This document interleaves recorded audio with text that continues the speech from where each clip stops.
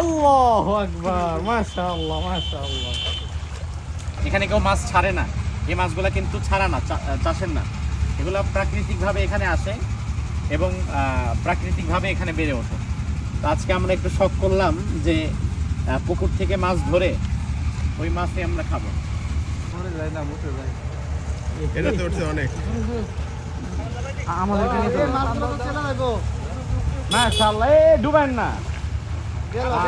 গেল গেল গেছে, আই এম শিওর গেছে। এই যে গেল গেল গেল। আপনি কই শিওর? মাশাআল্লাহ, আসলে এই মাছগুলা একদম ন্যাচারাল।